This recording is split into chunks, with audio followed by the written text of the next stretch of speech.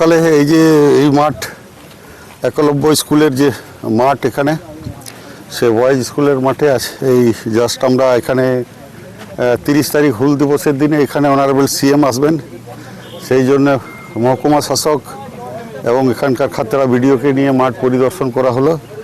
এখানে সমস্ত ছেলেরা আজকে ফুটবল খেলছে, তাদের সাথে একটু আমিও সেই পুরনো পা মেলালাম এবং আমিও সেই প্র্যাকটিসের তাদের সাথে একটু খেলা হলো, ভালো লাগলো।